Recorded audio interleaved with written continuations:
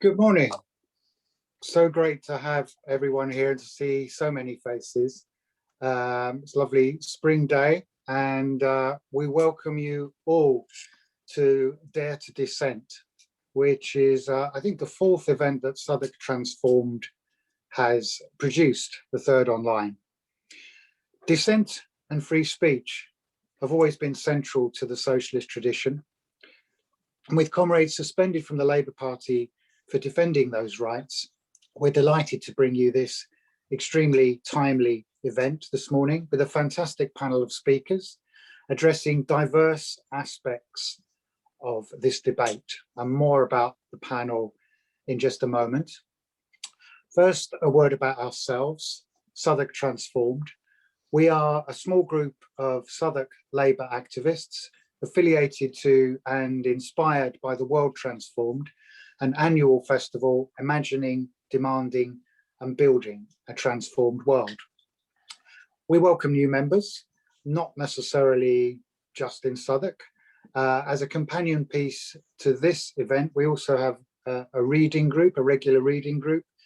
The next, which will be dedicated to this discussion topic, dissent and daring to dissent.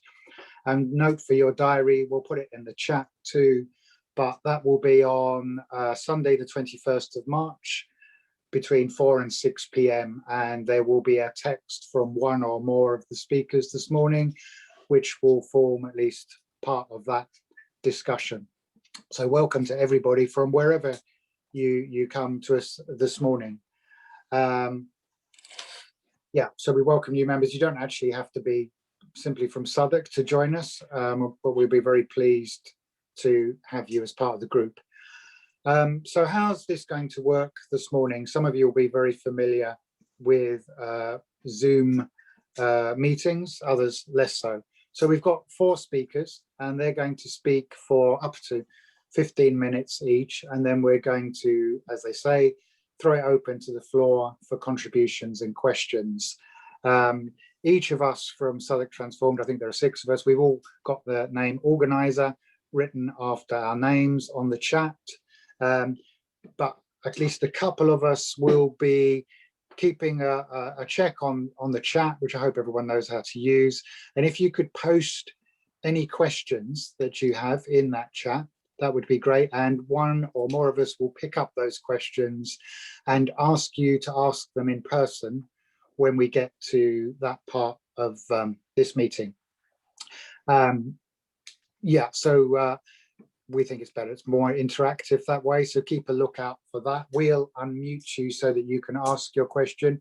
If you want to make a point or a contribution other than a question, if you can raise your virtual hand, hopefully you all know how to do that. If you don't, we'll keep an eye on cameras so you could actually raise your physical hand, and we'll keep a lookout. So we'll try and do our best to keep an order to that. Obviously there are a lot of you here, so bear with us. We're going to take all the questions and the comments after each person has spoken, so we'll be a wait till the end, but hopefully that's okay. Obviously people can contribute to the discussion in the chat as we go along.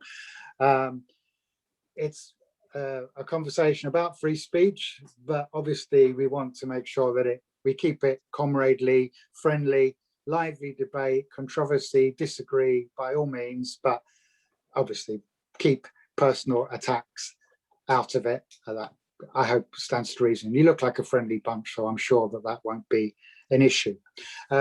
Just so as you're aware, the event is being recorded, not for any sinister purposes, but simply just so that we can share the event with others who are not able to be here this morning, who will be interested in the discussion and the debate.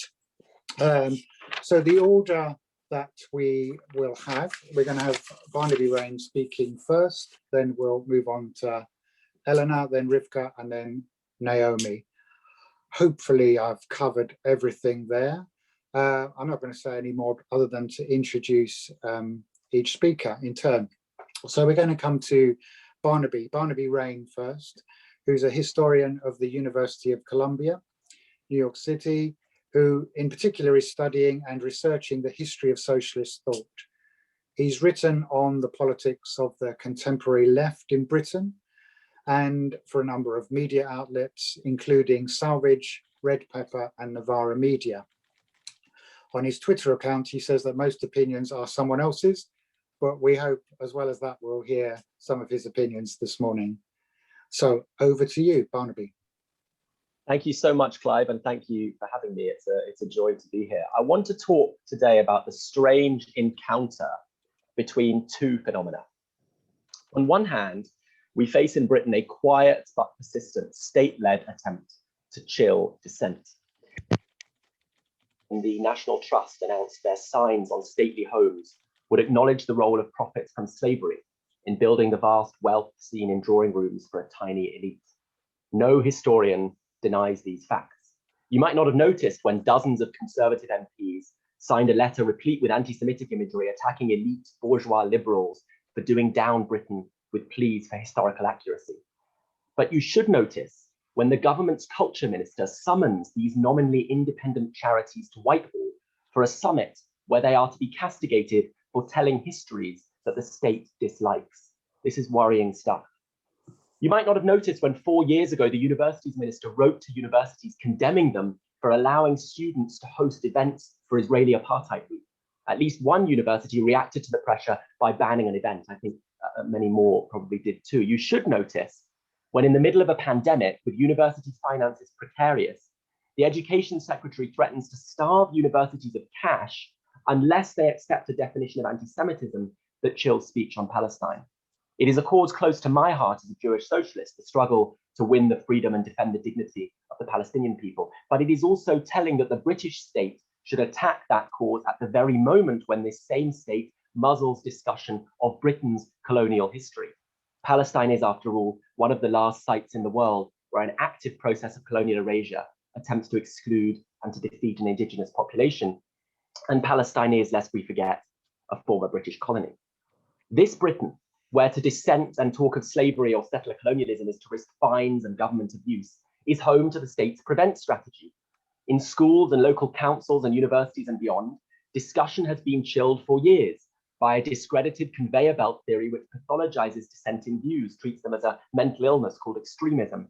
And the real damage is not just in the text of the law or the more heavy-handed statutory guidance, it is in the space that the law deliberately leaves open for overzealous or frightened administrators to shut down speech and debate. Some of this, especially when the government attacks institutions like the BBC, is covered with concern in the liberal press. Much of it is not. Julian Assange faces extradition, not to Sweden to face charges of sexual assault, but to the United States, where he is to be imprisoned for revealing to the world facts embarrassing to some of the most violent people on the planet. In one awful video, American snipers laughed as they gunned down children as if in a video game. States would prefer that such crimes remained unknown to the world. The man who leaked them is to be punished, and scarcely a murmur of protest has been raised by the journalistic mainstream. As one of the central institutions of British society, the Labour Party, to which many comrades here today belong, has been part of this tangled history. The party long maintained a list of proscribed organisations. When in the 1930s, good socialists saw the dangers of fascism years before the British establishment cared, when they called for alliances with communists to fight it, they were expelled from the Labour Party. One of them was Anaran Bevan, whose career surely makes a better case than any other for Labourism as an approach to socialism, but he was expelled and allowed back in only when he promised not to disagree with the leadership again. After the war, Labour MPs were again expelled for sounding a note of protest when Britain rushed into NATO and the Labour government backed American militarism around the world. If you think anti-communism only hurts apologists for Stalin's crimes, just ask the people of Liverpool about that. It was the view of a Labour leadership that Neil Kinnock had the right to challenge Thatcher at the dispatch box, but working class people across the country who risked prison challenging Thatcher in council chambers and fighting to fund homes and nurseries for their communities were expelled. As a child, I watched Blair's goons drag a Holocaust survivor out of the Labour Party conference hall for the crime of heckling, expressing his opposition to the illegal invasion of Iraq. Blair's government targeted Muslim communities with extra CCTV. His ministers called on Muslim children to spy on their parents and condemned Muslim women for their choice of dress and castigated lawyers for the dissenting crime of representing asylum seekers. So if Keir Starmer's zealous pursuit of socialists to suspend and expel over recent months feels like a shock, that is only because it follows Corbyn's tenure as leader. a leader who coexisted with people who loathed him, not just in constituency Labour parties, but in his own shadow cabinet. It is one of the great myths of British politics that the left is authoritarian and the right cares about freedom. They talk of freedom only in defending concentrated wealth and power from assault, but the freedom of those who really need it, the impoverished and the marginalized, those whose livelihoods really might be ruined by the state or by capital, receive barely a passing mention. Now, all that brings me to my second concern. The really disorienting thing is that these attacks on dissent coexist with state proclamations of concern about free speech, right? Either one of these alone might make sense, a government that cares to be very worried about free speech and a government that's chilling dissent, but how on earth can they go together? The same government in the same month that hauls charities into Whitehall to berate them for dissenting views announces that it will employ a new official to protect free speech at universities. This is a crisis, we're told, from students who organize against racists or deny platforms to bigots. It is as if the Londoners who defended their community at Cable Street are now to be condemned, rather than the fascists they defeated, as the real enemies of freedom. In an apparently Orwellian turn, the government is to appoint a man who accuses the BBC of cultural Marxism to monitor the BBC and protect free speech there. In parallel, free speech in universities is to be managed by, among others, a Tory MP with no experience of the university sector, whose appointment to chair the Office for Students was railroaded through to the despair of panel members. What on earth is going on here? I want to suggest that this is something more than hypocrisy. We on the left shout double standards, but I actually think the truth is importantly different. There is no hypocrisy because the idea of freedom that the right defends is something very narrow and particular. I want to suggest that there is now a repressive conception of free speech at work as follows. Free speech is constructed and understood as part of a Western Enlightenment legacy gifted by an elite of philosopher kings and threatened always by the ignorance of the rabble, fanatics, extremists, loonies, and the left, the colonized and the non-white and their defenders. All of these are the enemies of Western freedom, and Western freedom must be protected from them. It has that racialized as well as class connotations. Armed with this view, free speech can be the rallying cry for the suppression of dissent. It is a view at roots about who matters. Do I, as a Jew, matter enough for the government to treat as legitimate my protest against Holocaust deniers, or am I part of the sinister mob for that? Dissent is, I think, a more powerful language than free speech, which imagines abstract individuals each battling to be heard in a marketplace of ideas. The right wants to speak of freedom without speaking of power, to complain that ministers who impoverish and famous journalists who demean are the real victims when their victims protest against them. But protest is a democratic tradition crucial for the powerless. Dissent says we are not all equal bearers of speech, as this free speech language claims. And this is not only about defending views we deem abhorrent on principle, with misquotes from Voltaire. It is about defending the right to organize and to challenge power, which has always been at the heart of every small step of progress in human history. That is why they despise and castigate it. Sometimes on the left, we think we're all about equality and the right can claim the language of freedom. But free expression and capitalism are awkward bedfellows. We all know this, really, but a vast ideological edifice is erected in our own minds to deny it. When you wake up in the morning in a leaky flat, you might know not to complain too heavily to your landlord for fear of the power he wields over you. That's a free speech issue. When you go to work and you know not to trouble your boss too heavily if you want good pay and a promotion, that's a free speech issue. These things are so thoroughly enmeshed in the structure of our social relations that we barely register them as denials of freedom. And when you get home at night, slump on the couch and open a newspaper, you see reported to you the news agenda of a tiny handful of billionaires who control the print press. That's a free speech issue. And yet, absurdly, in this society, with all its inequalities of power and expression, it is the right which mobilizes to condemn any attempt to loosen those bonds as an attack on freedom. Theirs is the freedom of the schoolyard bully to harass as he chooses, and ours must be the freedom of emancipated people everywhere who want the right to determine the course of their own lives without the oppressive intrusions of arbitrary power and privilege. This is the sense in which, the South African people wrote a freedom charter in calling for the end of apartheid. It's the sense in which the Palestinian people struggle for freedom. It's the sense in which the struggle against capitalism is a struggle for freedom against the arbitrary power of the boss and the impersonal domination of the marketplace. So I'll close with words I wish we said more often. Just these. I am a socialist because I want people to be free. Thank you so much. Thank you very much indeed, Barnaby. That's fantastic opener to this morning's meeting and discussion. I don't want to look at myself.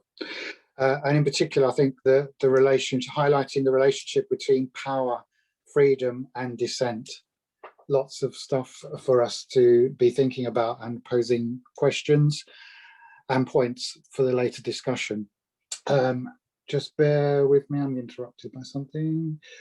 So next we're going to move on to Dr. Eleanor, and I'm just finding our bio stuff. So Dr. Eleanor Janega. Dr. Eleanor Janega's research focuses on the conceptualization of sex and its influence on society in the medieval and early modern period. She specializes in sexuality, propaganda, apocalypticism, there I can say it, urbanity and empire in the late medieval and early modern periods. Eleanor is also a Washington Post contributor, and her new book, The Middle Ages, a graphic guide, busts the myth of the Dark Ages, shedding light on the medieval period's present-day relevance, and it's out this spring and available to pre-order now. And you can also catch up with Eleanor online at the site Going Medieval. Over to you, Eleanor. Thank you. Thank you so much, everyone, for having me today. I'm really excited to make a case generally about how we as socialists should be spending more time looking at history itself. And I'm coming to you with a specific medieval history story that I think is really illuminating about attempts to cull free speech, and also one that I hope will give us all something to look forward to and something to think about while we're pushing under a particularly oppressive moment in time. I'm going to talk about Czech medieval history to you, which is one of the more esoteric forms people would think. There's an argument to be made there that one of the reasons we don't hear about Czech medieval history here in the UK is a specific imperialist agenda. In the medieval period, the Czech lands, as we call them, were one of the most important and influential kingdoms in Europe. You would never know that now because they never colonized anyone. So we ignore them and we ignore the subsequent history. But I want to talk to you today about a particular 14th century preacher called Jan Milič of Kroměříž. And he is very arguably one of the first real reformers in medieval European history. He was a preacher living specifically in 14th century Prague, and he had a very community-focused agenda. He particularly preached against the hoarding of wealth within the church. He was specifically against landlords and against the serf tax called the robota in the Czech lands, which forced people in the countryside to work for free on the lands of their lords. He spoke out specifically against debt and collected money in order to buy people out of their debt. And he was in particular antagonistic towards the mendicant orders. Mendicant orders, that's a collective term that we have for the begging orders, so people like Franciscans, Benedictines, who were, interestingly, set up specifically as a critique of the wealth of the church, and were meant to be living in apostolic poverty. However, by the 14th century, they had become massively rich and powerful themselves and were extremely influential in Prague. They owned a great deal of land within the city of Prague itself. And the city of Prague was in a boom at the moment. In the 14th century, they did not suffer the Black Death. No one knows exactly why, but they didn't. And there was a huge population boom going on there. So obviously and understandably, land was at a premium. And for one order of the church to be holding all of it was something that Milič found abhorrent. He was absolutely massively popular, which is unsurprising to hear. These are the sort of things that people react to generally. They like to hear critiques of the world around them being stacked in a particular way, which is unfair. They like to hear when people talk about the generalized hypocrisy that they are dealing with on a day-to-day basis. And they like the fact that he administered directly to people. So he attracts a great following, he attracts a great deal of donations, and he sets up a live-in community for people who can't go anywhere else. He also, interestingly, after a point in time, receives imperial backing from the Emperor Charles IV. If you have ever been to Prague, anything with the word Charles on it, that's named after him. So he was a bit of a big baller, as we would say now, built a lot of establishments, and he gave a lot of money to Milič. And this was sort of the end of the rope for the mendicant orders. They wanted to shut down his preaching because they found that they were losing money and they were losing followers and it was all going to him. But they couldn't do anything about it in Prague because he was massively popular. Everybody loved him. Everybody wanted to go to these speeches. So instead of making complaints locally, which wouldn't be heard because everyone could see the good that he was doing within the community, they sent a series of accusations against Milic to the papal court, which was then in Avignon. And they accused him of sundry crimes, including preaching the coming of Antichrist, said that he was living in a false religious order, said that he beat women. The list goes on and on. There's about 13 different accusations. As a result of this, Milic was forced to go to Avignon and defend himself. When he gets to Avignon, he's cleared of every single charge that there is. They find that he didn't do anything wrong at all. But it sort of doesn't matter because he also dies there. And as a result of this, there's no one back at home to kind of protect the interests of what Milic was doing. And at that point, it's sort of the accusation itself is enough to cast aspersions on him. So the idea that he might have been a heretic has changed things around. So all of the houses that the Emperor Charles IV had allocated to Milic and his followers are given away to the Cistercian order. And everything becomes a bit more disparate for a few years until we get to a Czech person that you might have heard of, who is called Jan Hus. And Jan Hus took up a lot where Milic left off. Now, there are very major differences between the way that Milic thought about religion and society and the way that Hus did. In that, Milic was a reformer. Milic wanted to see the church reformed. He wanted to see more emphasis on apostolic poverty. He wanted to see more direct intervention from the top to the bottom in order to make sure that things were running smoothly. He wanted to see a more equal distribution of wealth. Jan Hus was at the point where he no longer believed in the church. And we can see various and very good reasons for that.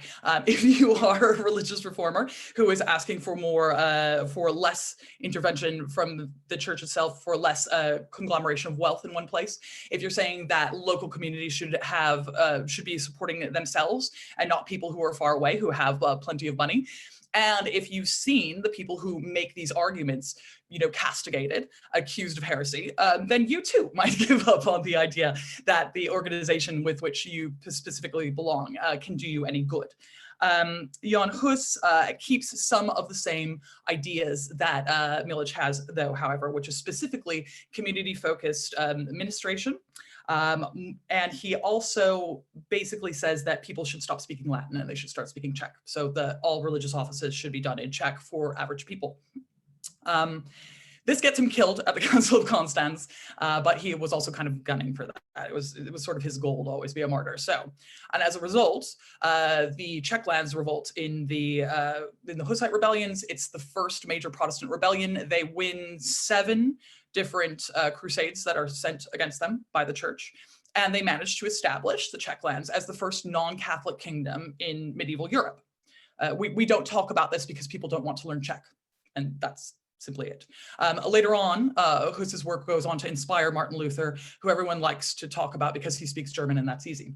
But there was already an entire kingdom that was doing exactly what it was that Luther had asked everybody to do. But more interestingly, they were also living a lot of the time in communal situations that we would recognize as specifically communist or socialist in nature. So there were a number of towns that were set up around religious ideas, certainly because, again, it is the medieval period. This is the early 15th century. But people are living in shared, well, not shared housing, but the villages will be set up so that they all share the same products from the fields. You will have actual town councils that decide things rather than a lord. And you see a great opening up of opportunities for ordinary people. So why have I told you all this story? Well, I think it's fairly obvious why I may have done that.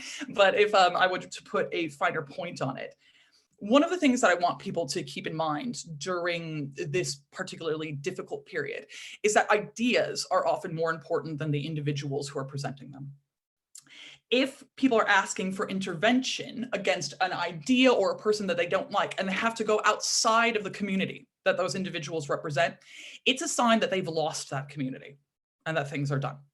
You can go ahead and have a backlash all you want. You can ask for outside authorities to come in and stop this as much as you would like. But those ideas that people pick up on have a way of taking on a life of their own, irregardless of whether or not there is one individual who's representing them. And when dissent is quashed, especially dissent, which is calling for reform of an active system, it oftentimes has a way of coming back, but more radical, which I think could actually be more helpful for those of us who have been living under neoliberal capitalism for as long as we have. The idea that we can simply tweak some things and make some changes might be something that we could look at discarding and moving forward into more radical ideas. I think that particularly in the climate that we're in now, this is something that we're going to need to be talking about more often when we consider upcoming challenges like climate change, for example, is the willingness and ability to look even bigger and make even larger moves.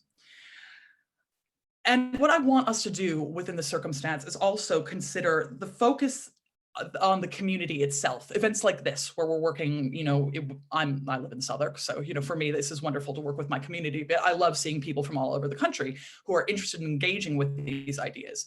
And if we as a community continue to engage with these ideas and refuse to concede on them, then we have an actual chance of continuing to foment change, irregardless of how individuals with more power feel.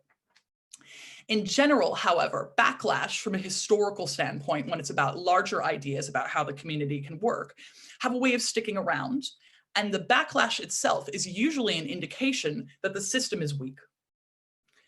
If people within the actual system continue to push forward these ideas, you can get even larger changes and bigger things can get done. And this is also, one of those frustrating stories because it shows us very clearly that professional interests protect themselves. So people who stand to have power and money are always going to attempt to quash political dissent from a smaller and communal level, especially that which is explicitly making a point that circumstances are stacked in favor of someone else. So it's our job to build from a community level upwards. And there's a historical precedent for this. So this isn't a time to retreat. It's not a time to get more cautious about things. This is a time where we should be banding together to push forward. Because backlashes like this are often a sign that things are working. And it's a sign that people who are truly powerful are scared. Solidarity is something that historically works, and history is really long. It's very difficult to be living through a time that is as frustrating as this is, but that doesn't mean that one should despair and give up all hope. I am here to tell you historical stories like this, which hopefully will give you hope, but also to ask you to reflect on these and commit to the struggle itself. It can be very difficult. It can very much seem like things are stacked against us because frankly they are. But that's what the work of socialism is oftentimes, is to dismantle those structures themselves. There's a historical precedent for it. This is something that we are able to do, and it's something that I want to encourage all of us as comrades to band together and keep moving forward. It's not the time for retreat. And that's your Czech history lesson for today. Brilliant. Thank you very much, Eleanor. I think that's a really, powerful message, and one that, we all need to take to heart. I think particularly focusing on that idea of backlash as a sign that the system is weak, because I think it often can seem the opposite, can't it? But I think that's incredibly powerful and optimistic. Thank you so much. Just don't forget, plenty of opportunity for putting questions and arguments in the chat, and we'll come to those after the next two speakers. Next up, we're very pleased to have with us Rivkah Brown, who's the commissioning editor and reporter for Novara Media and editor of Vashti Media, which is a new Jewish media outlet, which I checked out earlier in the week, and I think it's actually fantastic. Lots of really diverse articles there, including one I was particularly interested in about Claude Cahun, an artist who was I didn't know, went to Jersey, but that's beside the point. Very pleased to have you with us. Precisely on point. Excellent. Okay. There were two radical queer artists who were in Nazi-occupied Germany during the Second Absolutely, World War. can't be more essential than that, I guess. Yeah, they staged this incredible absurdist resistance campaign where they put up flyers, or one of them was Jewish, they were both queer. This is absurdly risky, and then they were put on trial by the Nazis and sentenced to something like 50 years in prison and death. And I think one of them in the court hearing asked which sentence they should serve first. Brilliant. Thank you, Rivkah. Over to you. Thank you so much, Clive. And yeah, it's just very impressive, the quality of dissent we have here today. So I really enjoyed both Eleanor and Barnaby's contributions. So I want to talk to you today about, oh, my doorbell's going. I'm going to get that. I'm sorry, I'm the only person in my house today. Give me a moment. Okay, I'll talk with some unprompted filler, I think. We don't usually have people going to the answer the door in actual meetings, do we? So this is a novel interlude. Let's hope it's not anyone from anything official that knock on the door in the middle of the night. I guess not, because Rivkah's back. I'm back. Sorry about that. I want to talk to you today about Satan. I'm not entirely sure whether I'm going to use my slides because I think it might just overexcite people. But so, yeah, I wanted to talk to you about Satan because I think Satan is where I first discovered my tendency towards dissent. And I've decided that it might be because Judaism doesn't really have this kind of exciting personified idea of the devil in the same way. You know, the serpent that seduces Eve isn't exactly a sort of deity in reptile form so much as like the embodiment of the Yetzer Hara, which is, you know, sort of the human inclination towards wrongdoing. But I sort of love this idea of the heavenly rebel and the original dissenter, you know, the sort of the devil in a damson smoking jacket, sort of smelling faintly sulphurous. And so I sort of, as a kid and as a teenager, I'd sort of devour books with Satan as the protagonist. So, you know, Dante's Inferno, Bulgakov's The Master and Margarita.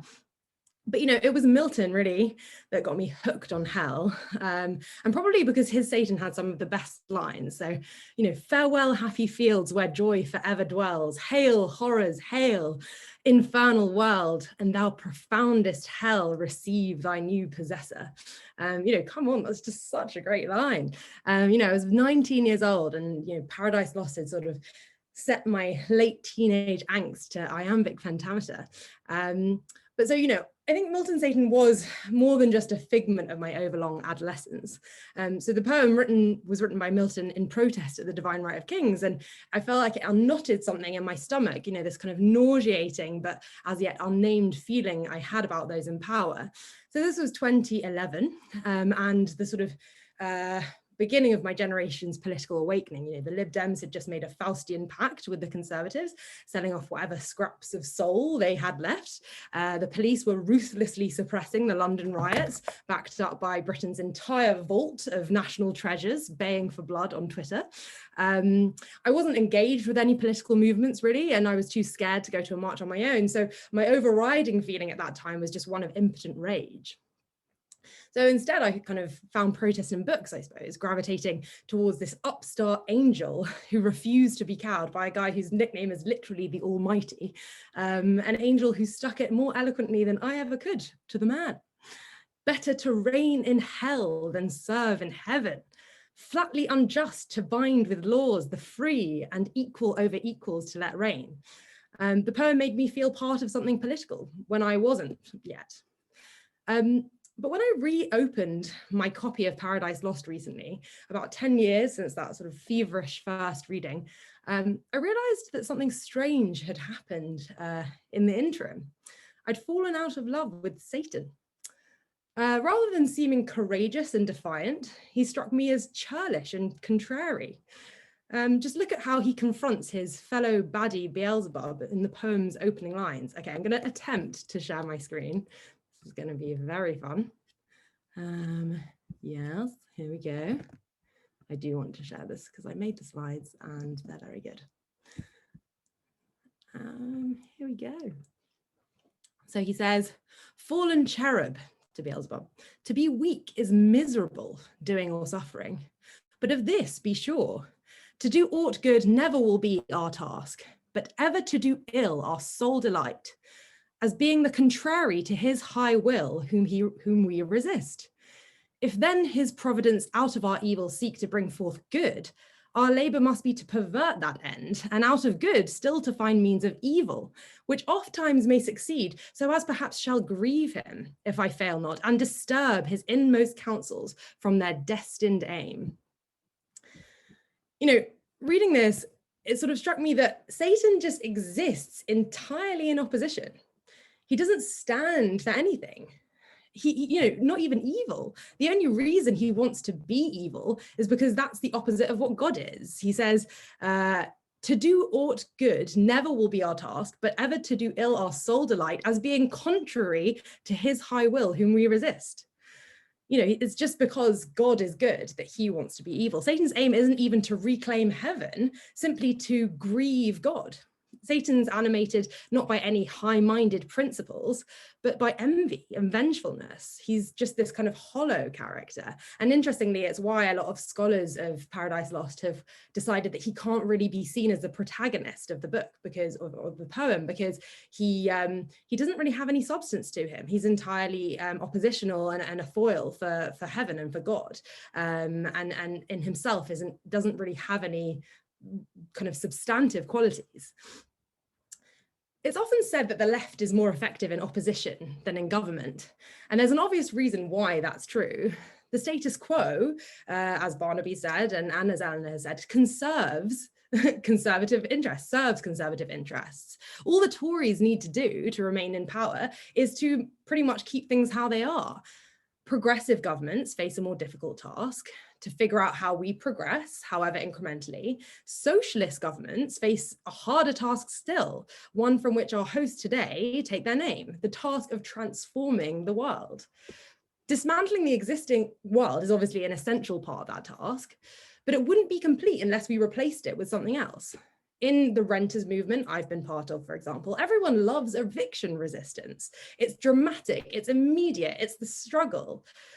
Few people, however, are as good at imagining what our demands as renters, as a collective and a movement, as a union and as a kind of group of people might be. What is it that we want when the bailiffs leave? Is it rent controls? Is it debt cancellation? Is it social housing? It's much harder and less instantly gratifying to project months and years into the future towards realizing that utopian vision than it is to get stuck in the kind of exciting, noble, brave act of firefighting in the present moment. There's another reason, of course, that leftists can be good at opposition. It's because one can get quite attached to an antagonistic stance. We get kind of attached to the struggle. I say this partly for a very boring personal reason. I've been getting into a lot of fights on Twitter recently, and it's sort of taking a toll on me personally. It begins to follow you around during the day to sort of poison your sleep at night. And it reminded me of this bit in Paradise Lost where Milton describes Satan sitting on Mount Niphates. He's about to enter the Garden of Eden and tempt Adam and Eve to eat the forbidden fruit. And he suddenly gets these cold feet. Milton says, horror and doubt distract his troubled thoughts, and from the bottom stir the hell within him. For within him hell he brings, and round about him, nor from hell one step, nor no more than from himself can fly by change of pace. So committed does Satan become to this idea of himself as hellbound that even when he's left it, he feels as if he's still in hell. He says, which way I fly is hell, myself am hell, he says. To dissent is obviously necessarily relational. You dissent from something. But in order to have a transformative effect on hegemony, dissent can't be purely negative. It must be accompanied by a positive vision. One thing I think about when I think about this problem is the Labour Party and anti-Semitism. A lot of us saw how anti-Semitism over the past 5 years during Corbyn's tenure particularly, although we know that it's preceded that and obviously has proceeded that, was used as a tool to attack the left. And we quite rightly wanted to fight back. But in that process, we did somewhat lose sight of the kind of anti-racism we did want and to thoughtfully account for how Jewish people figured into that. It's obviously a very difficult problem, one the left, both in and outside of the Labour Party, still hasn't figured out. How do we integrate our idea of anti-Semitism into the anti-racist project we want to kind of take forward? Anti-Jewish racism has a kind of slightly different way of operating, perhaps a very different way of operating to some other forms of racism, and that's kind of something that we haven't really, that's a circle we haven't really squared, perhaps because so many of us here, I'm sure, still feel bruised from the battles of the last 5 years. But unless we do that kind of work, unless we attempt to map our political ambitions onto reality, the problem's not going to go away. You know, we can't just say that we're against the IHRA. We need to propose an alternative. We can't just go around saying this or that isn't anti-Semitic. We need to show that we understand the paradoxical ways that anti-Semitism operates, that we care about protecting Jews. We can't just attack the nominally anti-racist institutions, you know, of the Jewish community, of the British society as a whole, that are facilitating McCarthyism. We have to build new anti-racist movements that create safety through solidarity and make those, you know, inferior organizations obsolete. So a final word from Milton. There's a scene in Paradise Lost where hell's angels are figuring out whether to rebel against heaven, as Satan argues they should, or to acquiesce, as Mammon proposes. So I know which way I would have gone 10 years ago. You know, it's what Satan says: peace is despaired, for who can think submission? War then, war. But these days, you know, I'm not so sure. Rather than remaining locked in an eternal battle with the Heavenly Father, Mammon suggests something different. He suggests they seek their own good from ourselves, and from our own live to ourselves, though in this vast recess, free and to none accountable, preferring hard liberty before the easy yoke of servile pomp. He gets thunderous applause from the angels, who appreciate, and in Milton's words, no less desire to found this nether empire, which might rise by policy and long process of time in emulation opposite to heaven. Now, Mammon is clearly proposing something quite impractical for us as earthlings, that you know, we build a hell or, you know, a world of our own that is just as great as heaven. It's quite hard not to get caught up in the kind of moralization of these terms, but bear with me, we're in hell. We only have one world. We don't have two celestial spheres, and I'm not about to start or suggest that we start a cult or a separatist society, but I do think there is something to what Mammon says here about seeking our own good, figuring out what it is we positively want, not just what it is we want to tear down, and fashioning, as he puts it, by policy and long process of time, a new world that one day might rival the old world. The term dissent comes from the Latin dissentere, to feel differently. And I think for a lot of us here, that means feeling and living in the world with a greater sense of injustice than most people have. But often we on the left mistake that kind of righteous anger, that feeling that things should be different, for a political project. To dissent is not simply to rail against how things are. It's certainly not to rail against how they should have been. Rather, it's to throw a party that everyone else desperately wants an invite to build a transformed world that they want to inhabit. That's the kind of dissenter that I would like to be.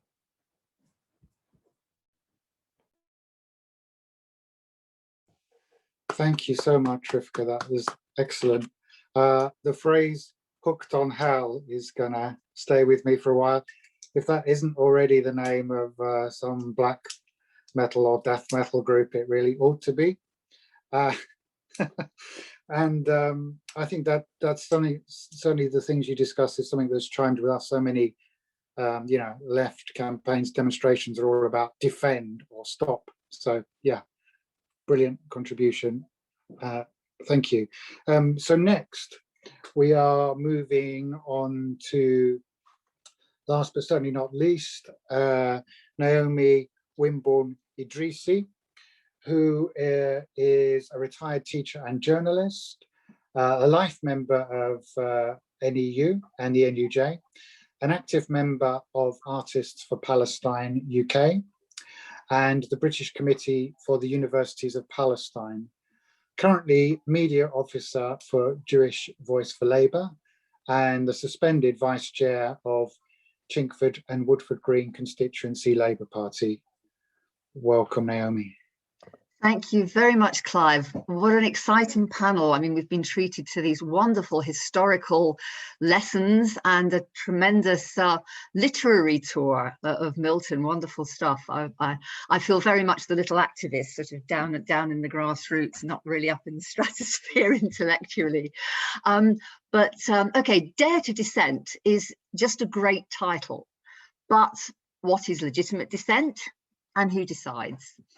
How is our oft celebrated right to freedom of speech to be protected, or indeed circumscribed if judged to be dangerous? These you could hardly be more current or pertinent. Letters in the Guardian just yesterday took issue with the contradictory position being taken by Conservative Education Secretary Gavin Williamson. A Jewish academic wrote in his letter that Williamson is threatening to cut universities' funding if they don't adopt the IHRA definition of anti-Semitism, as Barnaby already referred to. That expanded definition, which includes accusing Israel of being a racist endeavour as anti-Semitic. And he's also proposing that universities should allow people to sue for alleged breaches of free speech. So a lecturer who says they believe Israel to be an apartheid state will be subject to sanction, but then they will be able to sue the university for infringing their right to express their political opinions. This regime would logically permit the shameful hounding of Ken Loach, the film chronicler of humanity's battles with injustice over 5 decades, which we've recently seen played out in several Oxford colleges, but then allow him redress in the courts. So what on earth is going on here? I, as a socialist Jew who dissents from the dominant pro-Israel narrative, and I've just gone and lost my notes, hang on a second. Where is it? Yes, here we go. I've been suspended from the Labour Party for insisting on my right to express those views. Dozens more, Jewish and otherwise, have also been suspended for defying diktats from the General Secretary, banning discussion of a range of subjects judged to be offensive to Jews. Members are told that their right to free speech is subordinate to the party's need to amend its allegedly fractured relationship with, in scary quotes, the Jewish community, regarded as one undifferentiated entity united in hostility to Jeremy Corbyn and anyone who shares his opinions on what constitutes anti-Semitism, how prevalent it is in the Labour Party, and any vaguely related subject. So free speech is a hot topic in the Labour Party. Freedom of speech seems like an incontrovertible good, something moral, grounded, as Timothy Garton-Ash argues, in civilized qualities of empathy and tolerance. It seems axiomatic that short of advocating murder or genocide, everyone should be free to express our thoughts as we wish. But we know it's not that simple. Here's a quote from the first episode broadcast yesterday morning of a BBC Radio 4 programme examining fascism in Britain. The presenter, historian Camilla Schofield, described how the British Union of Fascist leader Oswald Mosley, at the height of his power in 1934, complained that individual hecklers at his mass rally in Olympia, quote, were infringing on his free speech for simply voicing their opposition. That's a quote from Schofield, not from Mosley. Like Mosley, Schofield said, the contemporary British far right relies upon a remarkably similar language of victimhood. They claim that their rights are being denied in the same breath that they deny the rights of others. With this in mind, listen to Andrew Bridgen, Conservative MP for North Leicestershire, interviewed by the Libertarians of Spiked, calling for abolition of the UK's hate speech laws. This is Bridgen. They are an infringement on free speech. Right now, something is classed as a hate crime if it offends someone else, or anyone thinks someone else could be offended by it. This gives justification to cancel culture.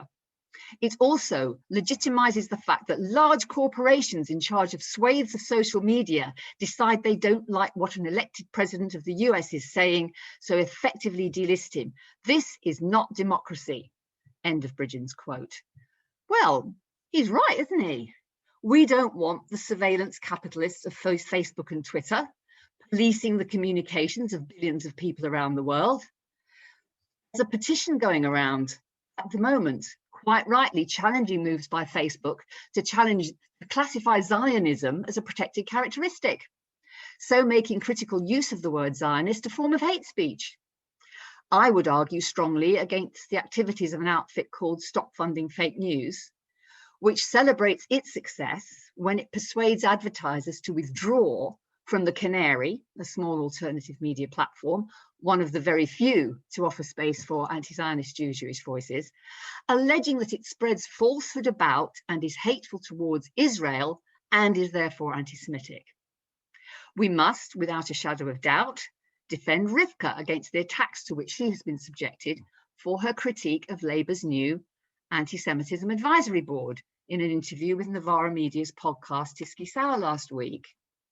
Jewish News was aghast at her saying most of the appointees are not anti-racist and that they would fight against racism in the party back light years. She was dead right. We posted it on the JVL website. The fact that Rivkah Brown or the Canary or Palestinian Labour Party members cause offence in some quarters cannot be allowed to deprive them of their freedom to speak their minds. But it's more complicated than this makes it appear. Remember Charlie Hebdo, the French satirical magazine, which was subjected to a murderous Islamist attack in Paris in January 2015. 12 people killed in retaliation for publication of a few cartoons of the Prophet Muhammad. Clearly, it was outrageous, taking offence to a deranged degree.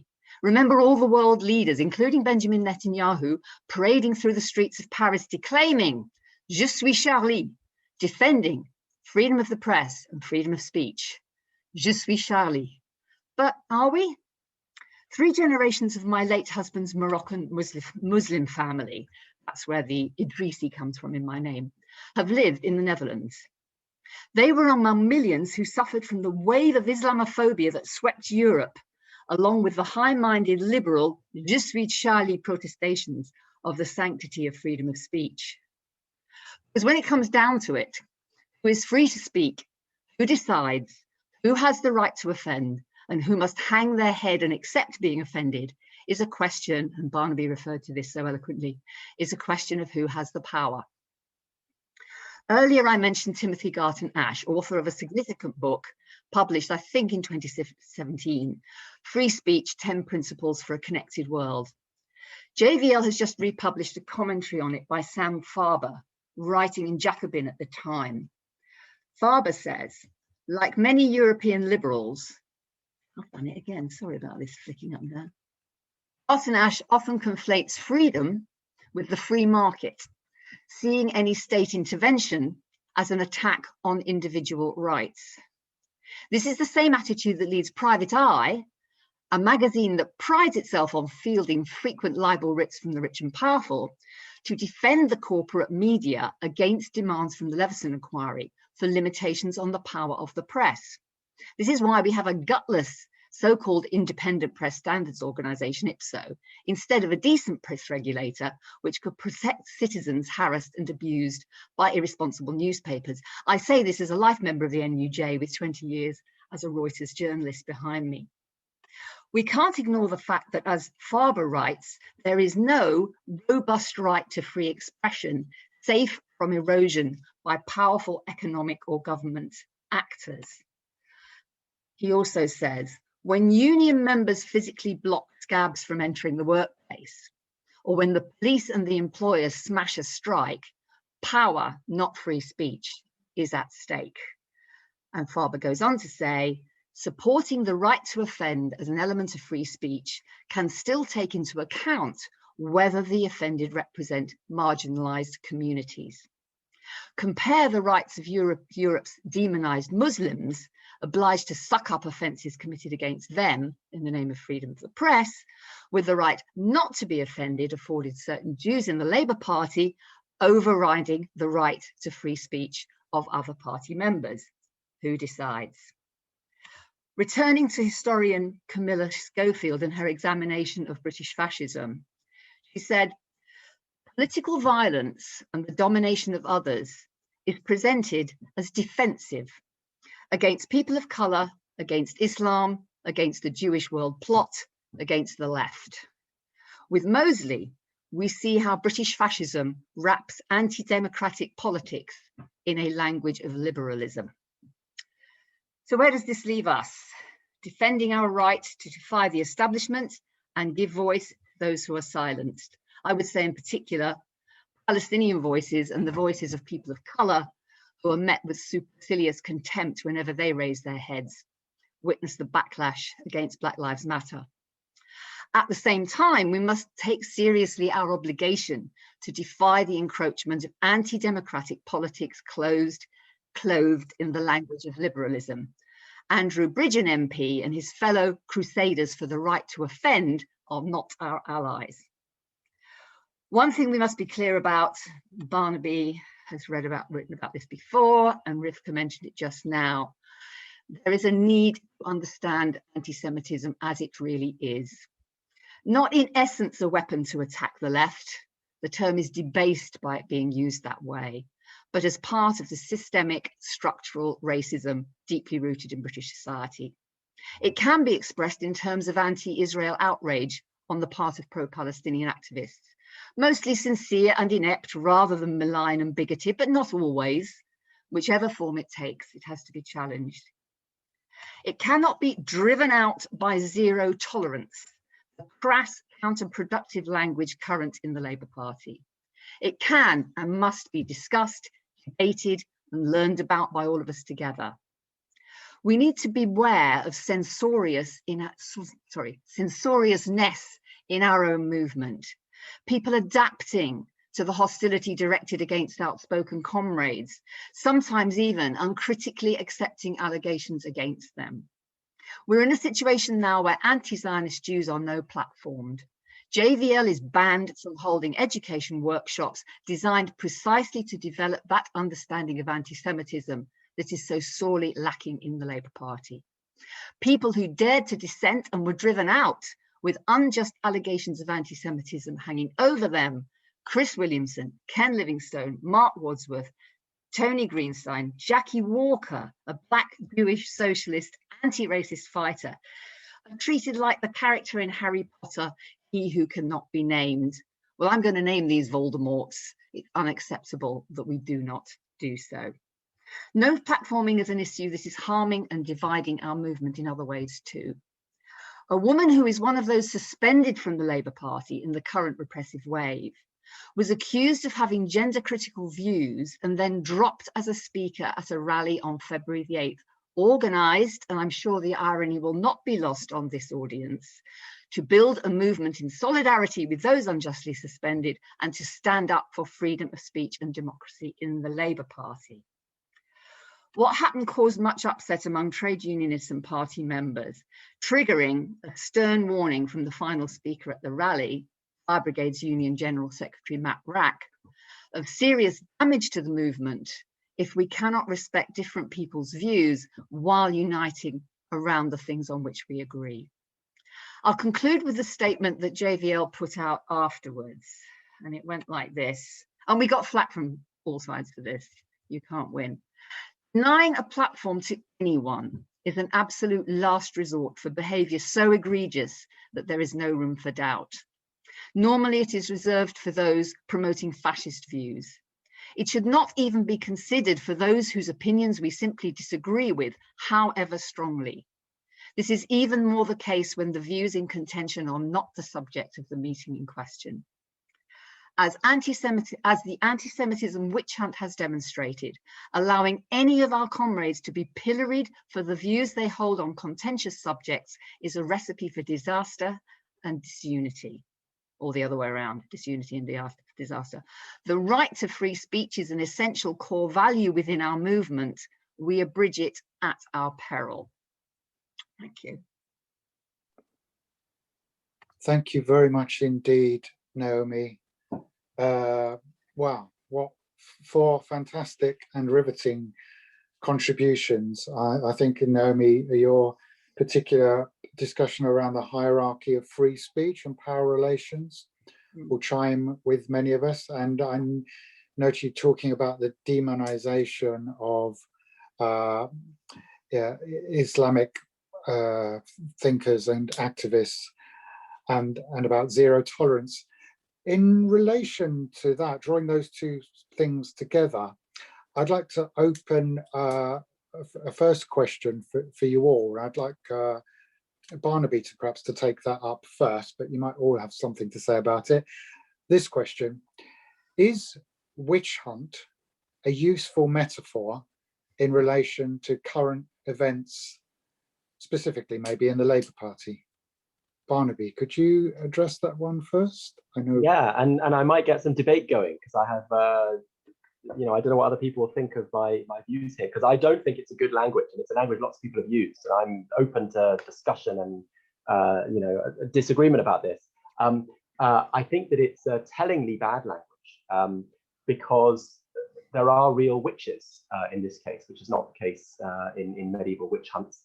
That is to say, if the attack is a claim that wants to tar the left with allegations of anti-Semitism, when we use the language of a witch hunt, we suggest implicitly, and I hope not deliberately, but we suggest that anti-Semitism isn't a real problem, that it's just a constructed witch in society. Now, of course, McCarthyism was a witch hunt, accusing everyone of being a communist, and there were real communists. But I hope that we'd want to defend the idea that even people who were members of the Communist Party should have the freedom to organize, and that it's a legitimate political position. And I hope we wouldn't say the same of anti-Semites. So I think about the current campaign around anti-Semitism as a kind of moral panic, which is a term used influentially for me in work by Stuart Hall and others to describe in the 1970s fears about mugging as an invading force in British society, even though Hall understood that the forms of crime that mugging claimed the label to describe did really exist. His point was that, and the point of his colleagues, was that the panic around these forms of crime wasn't really about these forms of crime at all, but was about something quite different. It was about the racial reintegration of British society and the broader crisis of post-war Fordist Keynesianism, post-war social democracy. So it was a panic about a real phenomenon that was a way of not really panicking about that phenomenon, but about a different set of crises. I find that a useful way of talking about the fact that what we face is a real rise in anti-Semitism. And one of the most awful things about this panic is that it removes the ability to speak clearly and seriously, exactly as Rivkah was stressing in her presentation, about not only the existence of anti-Semitism, but the desperate need on the left for a theory capable of explaining rising anti-Semitism in our moment, which is not, you know, which needs renewing. We have old theories, I think, in the 1930s that we need to update them. So that's the task.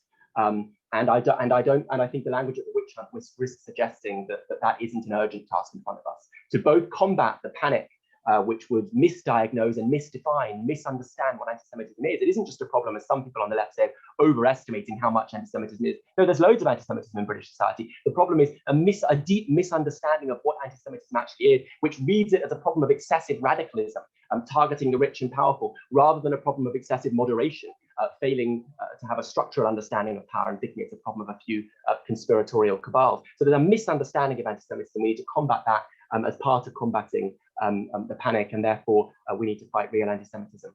And so I'm skeptical about the language of the witch hunt, but I welcome, you know, debate and discussion about it. Thank you very much, Barnaby. Specifically, I'm wondering whether Eleanor has, as you're the medievalist. I do. So for one of the first things I want to do here is stick up for medieval people who did not do witch hunts. It was early modern people. I'm sorry, I've read my Silvia Federici, I should know that. It's, you know, and it's one of these things, and actually it's one of the reasons why I want to move away from using the term witch hunt. And because I find using historical terms like that, oftentimes what it helps us to do is keep ourselves at arm's length of whatever's going on. So I'm a huge advocate of, and I'm oftentimes about, you know, I try to get people to not use the term Dark Ages. I try not to get people to use medieval as a pejorative. And one of the reasons why it's not just pedantry, of course, there's a healthy dose of pedantry going on there. But one of the reasons is when we use historical terms to talk about actual problems that we're facing now, it helps us act like this is something that we used to do, but we don't do it anymore. Like now we're strong modern people, and we understand that, you know, that this isn't real and that isn't how things should come about. And I think that it keeps us from doing the kind of like moral inventory that we need to do to understand that we are responsible for the problems that we're currently going through. So I don't like the application of historical terms, you know, like witch hunts were something that happened in a very particularized way and in a very particularized, you know, part of European and colonial history. And it doesn't really have any passing way of mirroring what it is we're going through. I think moral panic is a really great term here, because moral panic, I think, has these really great shades where we can say, oh yes, it's like, for example, the satanic panic that was happening. In that, there are terrible things that are happening, but instead of actually addressing those, we're choosing to make a whole other narrative and story over here, and then put all of our fears into that basket, rather than actually addressing the fact that, yeah, anti-Semitism is a huge problem. I would love to deal with anti-Semitism. That would be great. It would be fantastic if we could have real debates about this and actually approach it. But one of the things that we need to do in order to do that is own what it is that we're doing ourselves. And it's one of these things that we are not great at doing. We're not great as a society at owning our own problems. And so I'm a huge advocate for that. And that's one of the reasons why I don't like using the term. But other than that, Barnaby, I think you're spot on here. I just also want to add like another persnickety reason why we should use it as well. Thank you, Eleanor. I'm wondering, before we move on to another question, whether Rivkah or Naomi have anything they'd like to add to this question. Yes, please. I can't find myself. Yeah, I wouldn't mind. Is that all right, Clive? Great. Yes, no, look, moral panic is absolutely probably the most appropriate term and very useful. And as Barnaby said straight away, what we're dealing with is something which is not actually about the subject that it appears to be about. It's about other things. The reason the term witch hunt has become so current is because it describes the kind of process of what happens, the techniques, the tools that are used to crush dissent on the issue which is of real importance, i.e. crushing the movement around Jeremy Corbyn and so much more progressive ideas in British society and the Labour Party specifically. Because what happens is, you're accused of XYZ allegations, you're branded a witch effectively. And apologies to the medieval people who didn't carry out witch hunts. Eleanor, your history is absolutely fascinating and marvellous. And then anybody who suggests that that person may not be a witch, or we should look at the allegations and in any way defends them, they immediately themselves become branded a witch. And it is completely self-fulfilling, self-contained sort of system for branding an entire current of opinion as unacceptable. So in that sense, I kind of feel you can't really escape the language of witch hunt, because it's what we actually feel happening to us. For example, I was involved in making a film called Witch Hunt, which was witch hunted. I mean, the member of Parliament who tried to find us a room to show it in Parliament, because we felt that parliamentarians needed to see the arguments about what was going on and the role of the Israeli state and the relationship between the rise of the right and genuine racism, and in course including anti-Semitism. It was extraordinary because this was Chris Williamson, who the day after it became known that he had booked this room was suspended from the Labour Party. I mean, obviously other justifications were found for it. So in terms of the way a witch hunt operates, I fear that is what we have experienced, though I totally understand the misgivings some people have about it. Thank you, Naomi. Rivkah, did you want to say something here? Yeah, just briefly. I think like the thing with the witch hunt, it's kind of a bit similar to what I was saying about eviction resistance, right? It's dramatic, it's exciting, it's theatrical even. Who doesn't want to participate in like resisting witch hunting? But it relocates the site of struggle to kind of the epicenter of that struggle to the victims of accusations of anti-Semitism, rather than kind of the people that we're supposed to be defending from racists or from oppression generally. And I remember the week before the election in 2019 going along to the launch of the Race and Faith Manifesto and just feeling like, wow, this is an utter footnote. Like this whole, beautiful kind of blueprint that Dawn Butler had created over many months to kind of think about racial justice and what that looked like in the Labour Party, utterly forgotten because we were just talking about, the accused. And I just thought that was just, obviously this is an important thing to resist and to have a kind of sort of hard line and kind of rebut pretty sternly, but we, I think, became consumed with that resistance and forgot about why we were resisting it in the first place, and kind of, you know, I think Jeremy Corbyn even found it embarrassing, this kind of cult of victimhood that coalesced around him. You know, I mean, I don't know how others feel about that kind of coalescence around them. I think perhaps some of them enjoy it a little bit more, but I honestly think that it's kind of embarrassing, and that actually, you know, it just made us seem like kind of narcissists for enjoying that kind of no, I'm not an anti-Semite sort of fight, more than like, okay, well, what do you stand for? Who do you stand for? And who do you want the spotlight to actually be on? And I think there are a lot of people, including, for example, Palestinians, who feel very just erased from this debate. You know, they're the people whose kind of cause is, for example, suffering from the IHRA, not people who've been whose Ponzi events have been shut down. Sorry, I think not to say anyone's events Ponzi, but you know, what I'm trying to say is that you know, we should remember who the victims of these kinds of witch hunts are, and not dramatize the witch hunt so much as the oppression that people suffer as a result of it, the real oppression that people suffer as a result of it. Obviously, having one's free speech is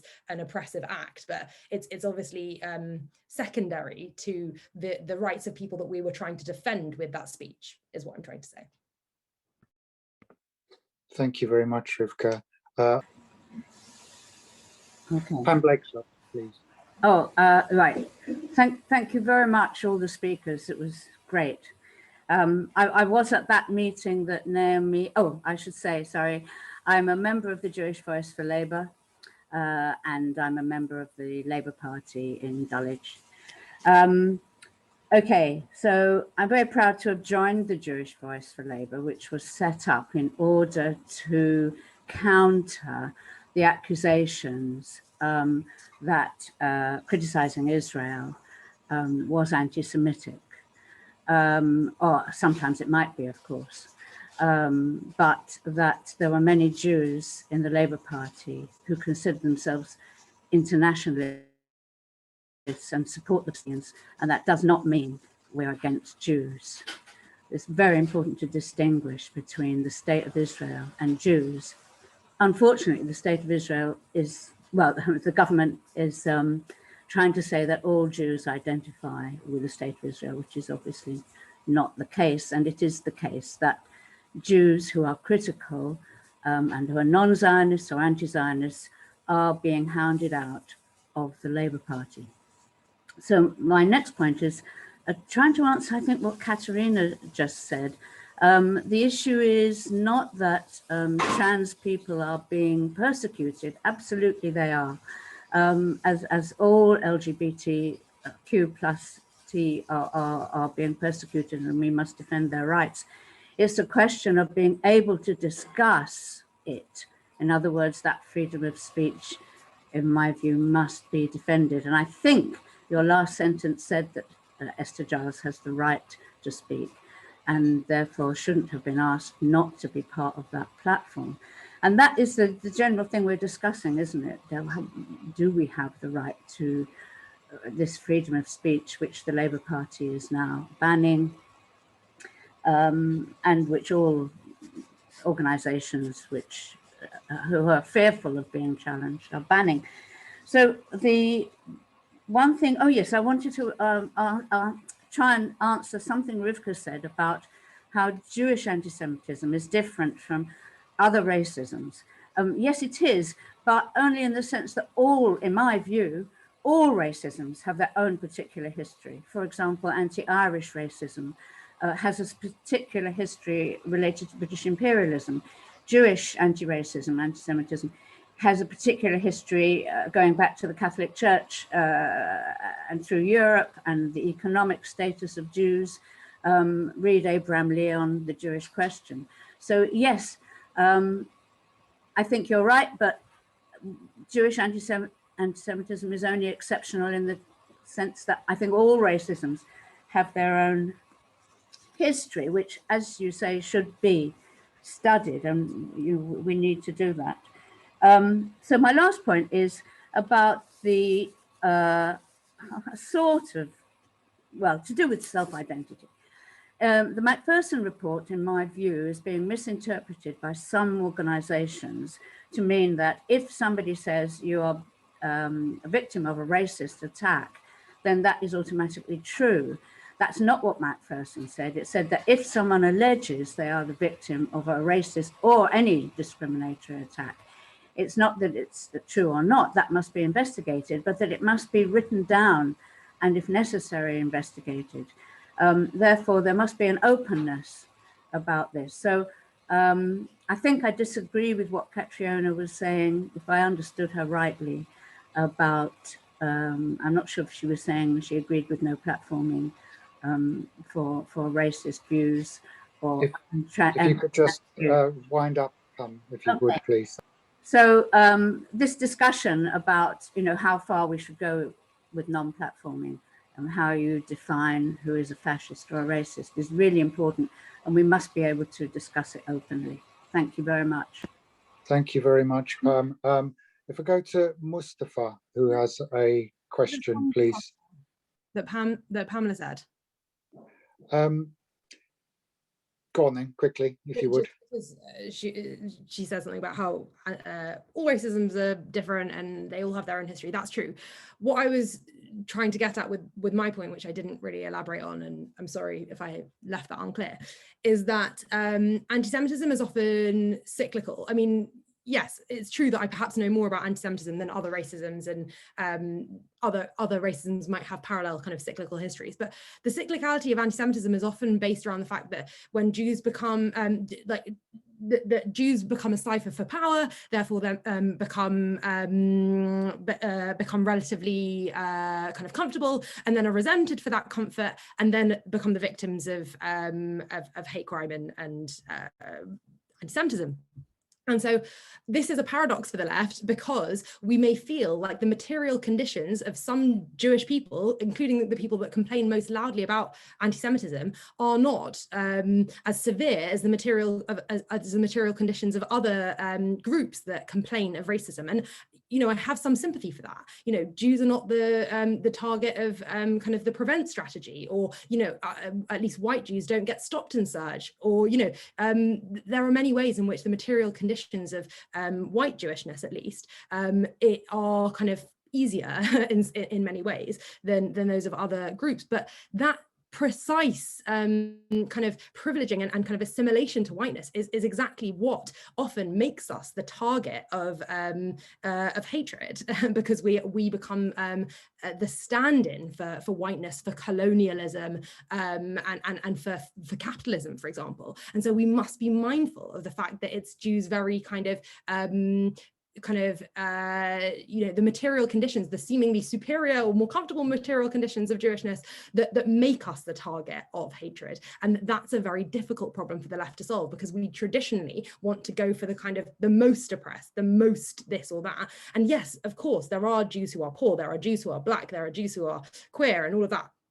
But we see that those axes of their identity are kind of more urgent. But what I'm saying is that no, it's a kind of paradox for us. But it's precisely because Jews appear to us to be privileged, which makes them the recipients of hatred, and we should be really mindful of how we square that problem on the left. Thank you, Rivkah. Thank you very much. Going to go to Mustafa next for one last point question, then I'm going to go back to the panel and try and summarize a few questions. There's lots, obviously, to try and address, more than we can, unfortunately. But if we go to Mustafa, please, next. Yeah, hello. Really great from all the speakers. This is going to be a massive change of subject, but it's something that I've been hoping that would come up in various other things, and it hasn't yet.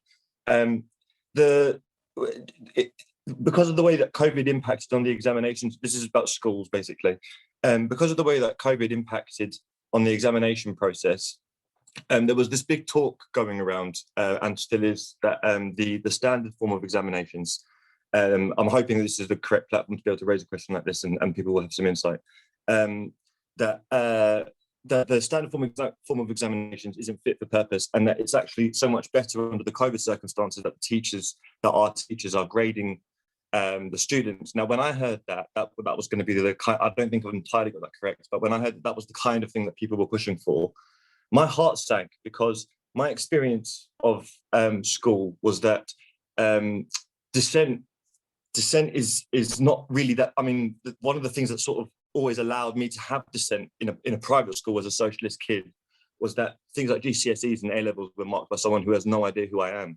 And so my heart really sank when I heard kids are going to start getting marked potentially by their classroom teachers, because even there is so much pressure to conform, to not speak out, you know, to really sort of be sycophantish towards your teachers if that's going to become your grade. I mean, I don't really know. The question here is, does anyone have any thoughts on that? Because I haven't heard anyone speak about that type of, I know that the real restrictions on freedom of speech are way more severe, but I was even just without any of that stuff in my academic career, I've always encountered a strong sense that you need to say as your tutors want or as your superiors want, where they have control over your grading system. So it's a bit of a abstract and roundabout point. I hope I've been reasonably clear. Thanks. No, thanks very much, Mustafa. We haven't had anything specifically addressing repression or around dissent in schools. I'm going to go really though to, because we haven't got that long. We're definitely going to finish at 1, and I'd like to make just a couple of reminders just before the end to the panel.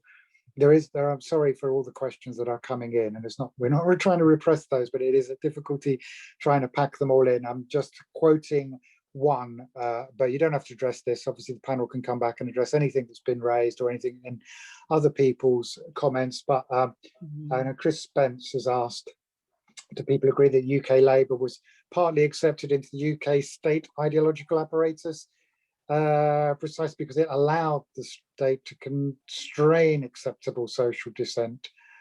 That's part of it. And is that Labour therefore the right place as the primary agent of change? But that's anyway, lots to discuss there. We heard from Rivkah last, I think. So I'm just wondering if one of the other speakers would like to come in at this point. Yep. Thank you, Naomi. Yeah, a few interesting points. My goodness. Okay.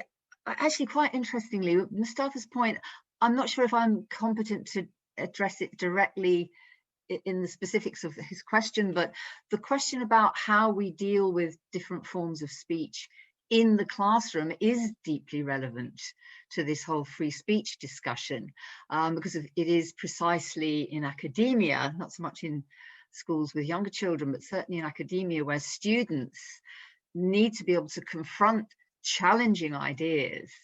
It's precisely there that we're finding that certain forms of dissent are being suppressed. And once again, I'm afraid it is to do with Palestine, it is to do with criticism of Israel and so on. So it was looking back, that Sam Farber article, which is very long actually, the one he wrote in Jacobin in February 2017 and is now on the Jewish Voice for Labour website. It talks about that a little bit, saying obviously that hate speech is unacceptable within the classroom because it creates a hostile learning environment.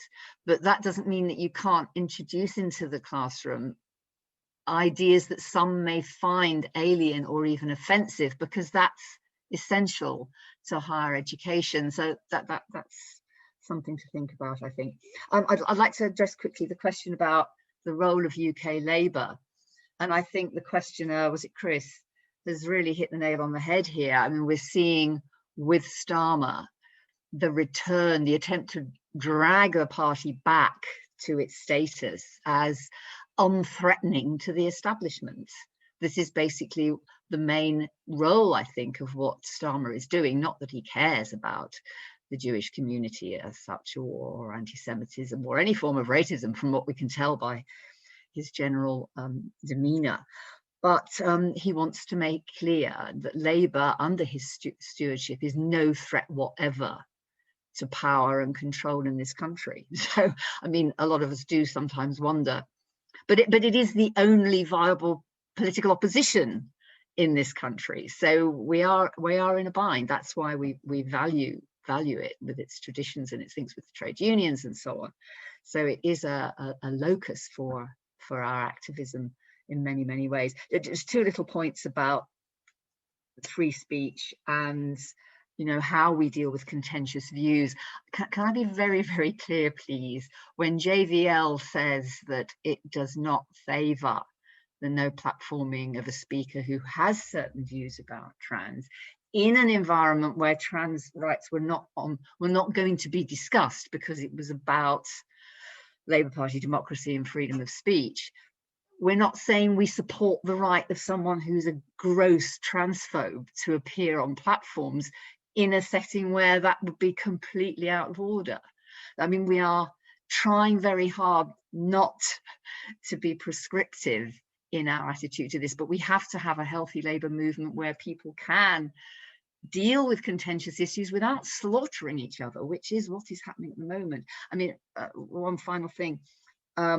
If we're going to be able to discuss and learn together about the very complex nature of anti-Semitism, how it manifests, people like those of us in Jewish Voice for Labour, who have a history and experience in leading discussions, interactive, deep, nuanced discussions about these things, shouldn't be banned from doing it, right? So, I mean, there are many, many points that have come out here. So I'll shut up now. Thank you. Thank you, Naomi. Eleanor. I wanted to just address Mustafa's question because I think this is a really great question. I ordinarily mark A levels during the summer as well, as you know, a part of the grand tradition of being a precarious academic. And keeping my lights on. And I think that this is something, when we say that we need to look at the system, I completely agree with you. There are oftentimes really kind of repressive regimes within schools. Schools, the way that they've been set up, are specifically, you know, designed to produce workers for factories and to, you know, break people under the system in order to fit into that, you know. I think, you know, we're all aware of Michel Foucault. You know, there's a lot to say about that. One of the things that I mean, though, when I think this is an opportunity to rethink things, is I'm against the conception of exams as they stand. Exams oftentimes are not a great way of showing that anyone has deeply learnt anything other than how to cram for an exam. You know, I don't know how many examinations I've passed in my lifetime where, you know, I learned something really, I like learned something, you know, and I was smashed an exam, and if I wanted to go back into my brain and access that information again, I haven't learned it. So what I would like to see us move forward to is some sort of a system where students present work that they've, you know, written on a subject, something like that, and then it goes to a sort of centralized place for marking. But what I would like to see us do is move against, you know, timed examinations on the day. These are specifically anxiety provoking, and they are not a way of showing any kind of deep learning about that. And I think that this is something that would really benefit also children who are actually preparing to go to university, because one of the things that we often have to do with students when they arrive at university is kind of break them out of the habit of there is a right or wrong. There is one sentence that they need to say in an essay, and then when they say that sentence to me, I'll say, oh, this is a first, which isn't what I want to see. What I want to see them do is grapple with complexities and put forward an argument that they find to be, you know, persuasive. So I think that's actually a really great question, and one that we don't always discuss because it's uncomfortable because we don't treat teachers very well. And so pointing out that some teachers don't always treat their students very well is one of these things that can be sort of contentious. And I also want to very quickly address the idea about how the Labour Party, as you know, a part of the political apparatus, can be useful here. And I mean, I suppose that my attitude towards the Labour Party at this point in time is that it's a site of struggle. I think that if what we're going to say is that, you know, electoralism is one of the methods by which we can advance socialist causes, then I think it's good to have people who are representing those ideas within, you know, even if it is within a particular structure that isn't isn't really willing to listen to it right now. But on the other hand, I'm not sure that we need to cede ground anywhere where we definitely are already in. So, you know, that's one side of struggle, but I don't think it's also where we should put that's not the basket we should put all of our eggs into. I think that there's a lot of community organizing that's going on right now. I think that there are a lot of really great projects that we can put ourselves into. So I would say, you know, I agree with that critique. I do think that the Labour Party, as you know, one of the major parties, is, you know, complicit in certain things, but that doesn't mean that I'm going to stop bothering them either. So I think that's one way of looking at it. Thanks, Eleanor. Yeah, just on the schools thing, just briefly, if I say something, as a sometime teacher, that, yeah, of course, we've had the whole restriction on debate discussion going back and far back further than that, from Clause 28 back in the 80s. And then, of course, there's been the whole British values thing that was introduced. British values thing introduced by Cameron, and then the more recent stuff saying that, I forgot what it's termed exactly, but that socialist, anything that critiques capitalism is extremist and therefore should not be discussed in school. So there's that to add to it too. Barnaby, I wonder if we could go to you, sorry to pounce on you like that, but just anything you'd like to add to the debate as it's going on. So much. It's a debate with so much to say. I won't say much about the Labour Party question, except to say that I think it's been a historic mistake for socialists in Britain to attach themselves too dogmatically either to the possession or the absence of a particular party card. I think people should be more open about that and should be open about what changing times mean for where it's best to place our energies. But I respect, therefore, different opinions people have about that question. Mustafa asked a great question about schools. I just think a really important question, because thinking about schools as sites of power and battles for freedom is a really important thing we have to do. And those of us who were relatively recently angry school kids fighting with our teachers might feel this to be a cause close to our heart. Actually, in my case, it was the wave of pension strikes in 2011 that made a big impression on me and suddenly made me realize for the first time that my teachers were not just oppressors, but were also people at the sharp end of exploitation. And now, I think, have inspired many of us in Britain, the National Education Union, by being one of the most militant and forthright unions, not just defending its members, but defending all of us, and trying to ensure that we have a sensible policy on COVID against a government which won't look after us. When a government won't look after us, sometimes workers and the organisations have to step in to do it. So thinking about the complexity of schools as sites of both, as Eleanor was saying, the reproduction of a labour force and the codification of discipline subjects. And also that the teachers doing that are not merely enforcers, you know, they're not like police officers, they're also themselves exploited workers. And so lots of interesting work that teachers do on thinking about pedagogy more broadly, I think is a really valuable thing. And I would also mention, in addition to what's just been said about the scary government guidance recently trying to chill discussion of racism and capitalism in schools, I'd also mention that I think that the recent turn to a binge of academies and now free schools, first from New Labour and then from the Tories, has serious implications in terms of freedom, because it is the removal of democratic local authority control over education, and it's placing instead in the hands of often entirely unaccountable groups of wealthy investors or perhaps far-right religious groups. And this is a trend that is full steam ahead in America, to defang the democratically accountable state and place power over children's education in unaccountable hands. And I think that's something we should talk about as a problem of freedom. Some on the left, I think, are very good at talking about that. Okay, schools. On to the question that was raised, the discussion that was had about theories of anti-Semitism for our present, because I've been writing and arguing that we need new accounts. You know, someone mentioned Abraham Leon. I just think that, who I've read very closely, and I just think that generation of theorists are speaking to a quite different world than the one we inhabit. So I have written stuff about trying to argue that there's a particular crisis of technocratic neoliberalism, which explains both the resurgence of anti-Semitism in our moment and also the moral panic about it. So I've said that I think that in a moment after the end of history, when we were told in 1989 that structural social transformation was unthinkable, in a moment after the war on terror, when we discovered that politics was actually possible as long as its enemies were cultural rather than sets of social relations, burghers facing off against burghers.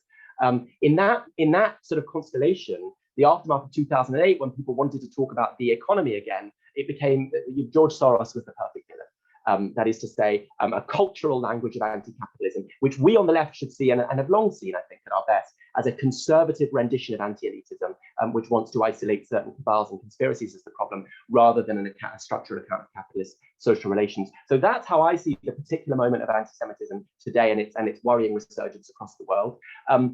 And it's also how I see the moral panic about it, where in the attempt to defend technocratic neoliberal society and its hierarchies, and indeed post-colonial society and its hierarchies, you get this classed and racialized fear of the populist masses that Tony Blair said, it's no wonder in a time of rising populism that you have anti-Semitism on the rise. Anti-Semitism is constructed there, not as I've just put it, as a problem of conservative anti-elitism. It's constructed instead as a problem of radicalism, which punches up, and therefore the left is particularly anti-Semitic. So I think we need to be attentive to both this construction of what anti-Semitism is. As I say, it's not just, as we often say on the left, that the right overstates the problem, not at all. In fact, they often understate it all over the place. It's that they have a particular theory of what anti-Semitism is, and I think we need a different theory. And then just lastly, sorry, I'll be quick, but I'm interested that this debate was raised around the question of transphobia, because I think, again, I'm speaking at an event about freedom of expression, so people have different opinions about these things. I'm not a defender of total free speech. And I think that the tradition of no platforming people is a valuable tradition in thinking about how we define the bounds of the acceptable. You know, I don't think people should be imprisoned for farting in lifts, but I would rather people didn't do it. And I'm glad that there's a kind of general taboo on it. I think that there is an illusion in thinking that speech is ever in our society, any society, totally free. And it is our work to craft a sense of what we count as acceptable speech and as the bounds of legitimate discourse and what we don't. And there's always a struggle over that. And I don't think we should think that the sort of total, and I'm not saying that anyone in this conversation, Naomi or anyone else, by the way, has been saying this, but I don't think we should follow the line that there's such a thing as a total free speech and there are other people who want to suppress it. Instead, there's a constant battle about what the bounds of legitimate speech are.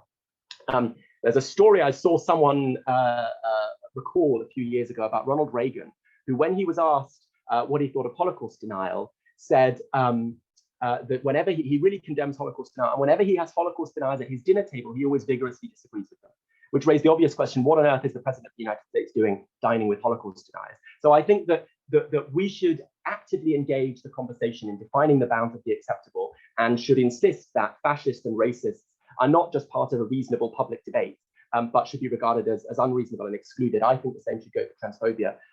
But as exactly as Naomi said, it's then a complicated work to work out how you do that while also maintaining democratic traditions of dissent and discussion. Thank you very much, Barnaby. Actually, the live experience of trying to manage a discussion on free speech are quite tricky, as I'm discovering. Please don't take offense, anyone, but I think we're probably not going to take any more questions, and just arbitrarily I'm going to ask for, I think, Rivkah and Eleanor we haven't heard from most recently, so I'm just going to ask if you would each of you summarize in 2 to 3 minutes your closing thoughts, and I would just ask, of course, that all of the other questions and things tantalizingly that people have put, of course you can come to the book group, so the debate can be extended there as well. Who wants to go first, Rivkah or Eleanor? Yeah, I just wanted to like maybe build on what Barnaby was saying, and maybe just like present these like two kind of oppositions, which is like the one between platforming and censorship. Like, you know, as I'm not so interested in the legalistic, but just personally in the kind of legalistic like speech which should be prohibited and speech which shouldn't, as I am in what Barnaby's saying between the speech that should be acceptable and the speech which shouldn't. And you know, we have an opportunity to offer platforms and to build power of certain speakers and thinkers, and that's what we should be focusing on. And that's why, for example, like I've and been part of the creation of a new Jewish media platform, because you know, I can't censor people, but I certainly can like elevate people's voices. And no, you know, I don't think that people shouldn't be able to write whatever nonsense they want to write in the Jewish Chronicle. I'm not going to publish those people because they already have a place to publish the kind of horrid views that they have.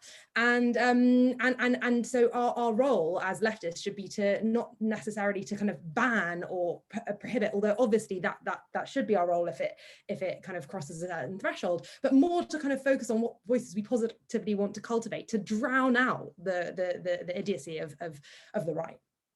And then I think there's this other interesting kind of conception of, you know, free speech, and as Barnaby has really eloquently said, that there's this kind of like Enlightenment kind of particular conception of free speech that that the Conservatives have kind of monopolized, and I think we should move away from it and talk about dissent, because dissent is to hold a viewpoint that is not either acceptable or kind of acceptable to those in power, or that doesn't reproduce hegemonic power. And I think that's what we should be thinking about. No, fine, like, I don't think that somebody should be put in prison for holding anti-trans views, but they are reproducing structures of existing power by doing so, by expressing those views. And so I'm just not interested in hearing that, and I don't want to give more airtime to that.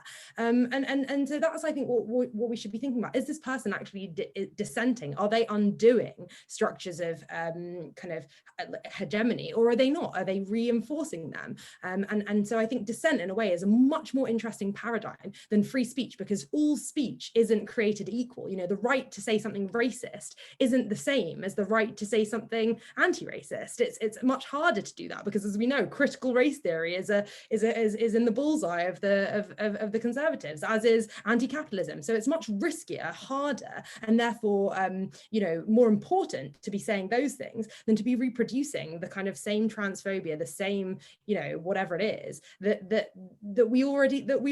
already kind of conditions our existence. Like, what's interesting about that? So yeah, dissent over free speech, and you know, platforming over no platforming over censorship is what I would say. Thank you, Rivkah. And then finally, Eleanor, if you would. Yeah, I think that Rivkah makes some great points here. And I suppose that one of the things that I tend to think about, especially with particular ideas that I don't agree with, is, you know, for example, if one of my students in my classroom wants to say something profoundly racist or profoundly transphobic, you know, I'm not going to allow them to do that because it's damaging and it's hurtful. And also, it's fundamentally unserious. And this is one of the things that I think is important to kind of have a look at you know, an academic level, if that's what we're going to talk about, because there are no serious ways of being a transphobe or, you know, being racist that, you know, it's, you know, a lot of this is astroturf.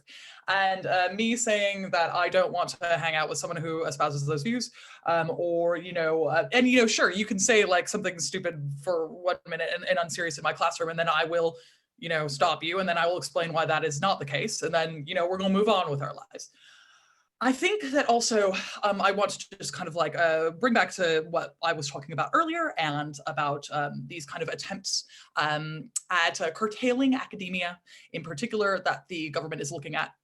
And one of the things that we're kind of finding with these attempts to say, oh, we're going to put a free speech minister in school and this sort of a thing, is, again, a kind of acknowledgement of the fact that they've lost young people, by and large. And they think that if they just tweak what we teach people in universities, then suddenly all of the young people will become Tories.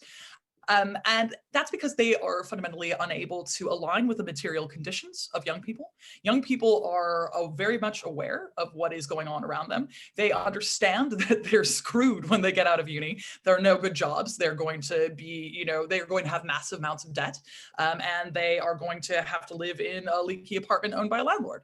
And they know this, and the Tories have no answer for it. And so the thing that they think that they can do is make me teach history differently, and then that will do it. And it's simply not going to do it. I don't need to radicalize my students into socialism. My students come to me that way. You know, I do get the occasional conservative student. They always let me know what very elite school they went to, and I know right away, and they're going to be fine, you know, but they're not everybody. And, you know, it's one of these things where what all of this backlash shows me is that, you know, culturally, we're at a point where everybody knows that young people are on board with this project, and they are flailing desperately to try to tweak these things in order to shut that down. And you can't do it. The horse is bolted. You know, if you really cared about bringing young people on side, you would have done something about their material conditions that would have allowed them to buy into the capitalist project, and you hadn't. So that's what it comes down to. You can go ahead and try to get me to stop teaching about empire all you want. Good luck. That's not going to convince them of anything. So yeah, you know, signs like these are actually a symbol that stuff is kind of working. And so I think that's something for us to keep in mind a little bit. Brilliant. Thank you, Eleanor, very much. And thank you very much indeed, all of our speakers. I think it's been a hugely interesting debate, and that's, you know, confirmed by all of the comments in the chat and the questions. I'm so sorry that we haven't had a chance to come to all of the very many interesting comments and questions that people have had. Just a reminder that the book group is happening on the 21st of March between 4 and 6, and I think you can follow either via Eventbrite or a link here or there, or via us directly to that. We're going to have another event probably in a couple of months. At this point, it's going to probably be on music and politics in some shape or form. So if you'd like to come to that, or even better than that, contribute to that in some way, we'd be more than welcome of your contribution. Thanks once again. Thanks so much. And it's been great that so many people have stayed. I know lots of people drift away from these events, but they haven't. Actually, it's been an absolutely fascinating discussion and debate. And thank you all very much for attending and contributing. Enjoy the rest of your day.